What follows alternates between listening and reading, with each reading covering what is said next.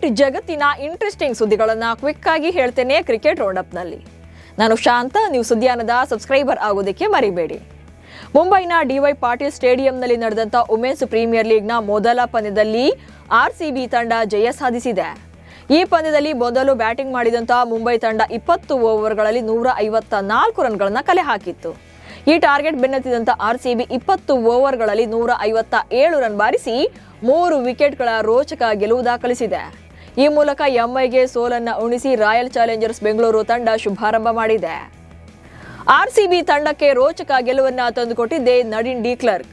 ಸಂಪೂರ್ಣವಾಗಿ ಮುಂಬೈ ಇಂಡಿಯನ್ಸ್ ಪರ ವಾಲಿದಂತಹ ಪಂದ್ಯದಲ್ಲಿ ಭರ್ಜರಿ ಬ್ಯಾಟಿಂಗ್ ಪ್ರದರ್ಶನ ಮಾಡಿದಂತ ನಡಿನ್ 44 ಎಸೆತಗಳಲ್ಲಿ ಅಜೇಯ 63 ರನ್ ಬಾರಿಸಿದ್ರು. ಅದರಲ್ಲೂ ಕೊನೆಯ ಓವರ್ನಲ್ಲಿ 2 6 ಹಾಗೆ 2 4ಗಳನ್ನ ಬಾರಿಸುವ ಮೂಲಕ ಆರ್ಸಿಬಿ ತಂಡಕ್ಕೆ 3 ವಿಕೆಟ್ಗಳ ಗೆಲುವನ್ನ ತಂದುಕೊಟ್ರು. ರಾಯಲ್ ಚಾಲೆಂಜರ್ಸ್ ಬೆಂಗಳೂರು ತಂಡದ ಪ್ರಮುಖ ವೇಗಿ ಪೂಜಾ ವಸ್ತ್ರಕರ್ ಮಂಡಿರಜ್ಜು ಗಾಯದ ಸಮಸ್ಯೆಯಿಂದ ಬಳಲ್ತಾ ಇದ್ದು ವೈದ್ಯರು ಹೆಚ್ಚಿನ ವಿಶ್ರಾಂತಿಗೆ ಸೂಚಿಸಿದ್ದಾರೆ. ಹೀಗಾಗಿ 2 ವಾರಗಳ ವುಮೆನ್ಸ್ ಪ್ರೀಮಿಯರ್ ಲೀಗ್ನಿಂದ ಹೊರಗುಳಿಯಲಿದ್ದಾರೆ.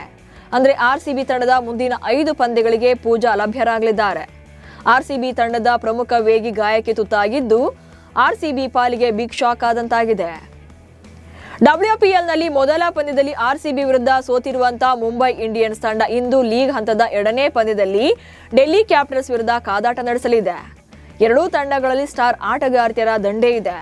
ಈ ಪಂದ್ಯದಲ್ಲಿ ಗೆಲುವನ್ನ ದಾಖಲಿಸಿ ಶುಭಾರಂಭ ಮಾಡುವ ಕನಸನ್ನ ಎರಡೂ ತಂಡಗಳು ಕೂಡ ಕಾಣ್ತಾ ಇವೆ.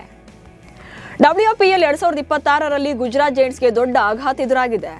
Star wicket keeper batter Yastika Bhatia ಗಾಯದಿಂದ ಇಡೀ ಆವೃತ್ತಿಯಿಂದ ಹೊರಬಿದ್ದಿದ್ದಾರೆ. 50 ಲಕ್ಷಕ್ಕೆ ಖರೀದಿ ಮಾಡಿದಂತ ಭಾಟಿಯಾ ಹರಾಜಿಗೂ ಮುನ್ನವೇ ಗಾಯಗೊಂಡಿದ್ರು. ಹೀಗಾಗಿ ಬಿಸಿಸಿಐ ನಿಯಮದಂತೆ ಅವರಿಗೆ ಬದಲಿಯಾಗಿ ಯಾರನ್ನು ಕೂಡ ಸೇರಿಸಿಕೊಳ್ಳೋಕೆ ಗುಜರಾತ್ ಜೈಂಟ್ಸ್ಗೆ ಅವಕಾಶ ಇರೋದಿಲ್ಲ. ಆಂಜನೇಯನ ಜನ್ಮಸ್ಥಳವಾದಂಥ ಅಂಜನಾದ್ರಿ ಬೆಟ್ಟಕ್ಕೆ ಇಶಾಂತ್ ಶರ್ಮಾ ಭೇಟಿ ನೀಡಿ ಹನುಮನ ದರ್ಶನ ಪಡೆದಿದ್ದಾರೆ. ಗೆಳೆಯನ ಜೊತೆಗೆ ಬಂದಿದ್ದ ಇಶಾಂತ್ ಶರ್ಮಾ ಅವರು 575 ಮೆಟ್ಟಿಲುಗಳನ್ನು ಏರುವ ಮೂಲಕ ಹನುಮನ ದರ್ಶನ ಪಡೆದು ವಿಶೇಷ ಪೂಜೆ ಸಲ್ಲಿಸಿದ್ರು. ನಂತರ ಬೆಟ್ಟದ ಮೇಲಿಂದ ಹಂಪಿಯ ಸೌಂದರ್ಯ ಹಾಗೆ ಬೆಟ್ಟಗಳ ಸಾಲುಗಳ ಪರಿಸರವನ್ನ ಕಣ್ತುಂಬಿಕೊಂಡು ಫೋಟೋ ಕ್ಲಿಕ್ಕಿಸಿಕೊಂಡ್ರು. ನಾಳೆಯಿಂದ ಭಾರತ ಮತ್ತು ನ್ಯೂಜಿಲೆಂಡ್ ನಡುವೆ ಏಕದಿನ ಸರಣಿ ನಡೆಯಲಿದ್ದು ಕೊಹ್ಲಿ ಸೇರಿದಂತೆ ಟೀಂ ಇಂಡಿಯಾ ಅಭ್ಯಾಸ ನಡೆಸ್ತಾ ಇದೆ. ಶುಕ್ರವಾರ ನಡೆದ ಅಭ್ಯಾಸದ ವೇಳೆ ವಿರಾಟ್ ಕೊಹ್ಲಿ ಅವರ ತಮಾಷೆ ವಿಡಿಯೋ ಸಖತ್ ವೈರಲ್ ಆಗ್ತಿದೆ. ಹರ್ಷದೀಪ್ ಸಿಂಗ್ ಬೌಲಿಂಗ್ ಬರ್ತಾ ಇದ್ದಾಗ ಕೊಹ್ಲಿ ತಮಾಷೆಯಾಗಿ ಓಡುತ್ತಾ ಕಾಲೆಳೆದ್ರು. ಕೊಹ್ಲಿ ಅವರ ಹಾವಭಾವ ನೋಡಿ ಅಲ್ಲಿದ್ದವರು ಕೂಡ ಖುಷಿ ಪಟ್ರು. ಈ ವಿಡಿಯೋ ಈಗ ಸಖತ್ ವೈರಲ್ ಆಗ್ತಿದೆ. ವಿರಾಟ್ ಕೊಹ್ಲಿ ಅವರು ಟೆಸ್ಟ್ ವಿದಾಯದಿಂದ ಹೊರ ಬರಬೇಕು ಅಂತ ರಾಬಿನ್ ಉತ್ತಪ್ಪ ಹೇಳಿದ್ದಾರೆ.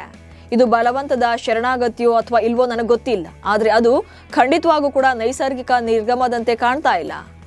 ಕಣ್ಣುಗಳೇ ಎಲ್ಲವನ್ನೂ ಹೇಳ್ತಾ ಇವೆ. ಖಂಡಿತವಾಗೂ ಕೂಡ ಕೊಹ್ಲಿ ಟೆಸ್ಟ್ ನಿವೃತ್ತಿಯನ್ನ ರದ್ದುಗೊಳಿಸುವ ಸಮಯ ಬಂದಿದೆ ಎಂದಿದ್ದಾರೆ. ಭಾರತದ ಯುವ ಬ್ಯಾಟ್ಸ್ಮನ್ ತಿಲಕ್ ವರ್ಮಾ ಅನಾರೋಗ್ಯದಿಂದಾಗಿ ನ್ಯೂಜಿಲೆಂಡ್ ವಿರುದ್ಧದ T20 ಸರಣಿಯ ಮೊದಲ 3 ಪಂದ್ಯಗಳಿಂದ ಹೊರಬಿದ್ದಿದ್ದಾರೆ.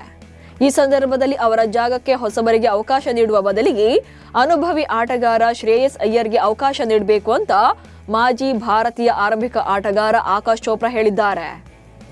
ಮಿಜೋರಾಂನಲ್ಲಿ ನಡೆದ ಸ್ಥಳೀಯ ಕ್ರಿಕೆಟ್ ಪಂದ್ಯಾವಳಿಯ ವೇಳೆ ಆಘಾತಕಾರಿ ಘಟನೆ ನಡೆದಿದೆ.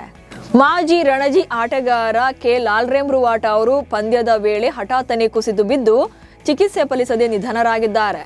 38 ವರ್ಷದ ಇವರು 2 ರಣಜಿ ಪಂದ್ಯಗಳನ್ನಾಡಿದ್ರು. ಕ್ರೀಡಾ ಸಚಿವರು ಹಾಗೆ ಕ್ರಿಕೆಟ್ ಅಸೋಸಿಯೇಷನ್ ಈ ದುರಂತಕ್ಕೆ ತೀವ್ರ ಸಂತಾಪ ವ್ಯಕ್ತಪಡಿಸಿದೆ. ಇವಿಷ್ಟು ಇವತ್ತಿನ ಕ್ರಿಕೆಟ್ ರೌಂಡ್ ಅಪ್ ಸುದ್ದಿಗಳು. ನಮಸ್ಕಾರ.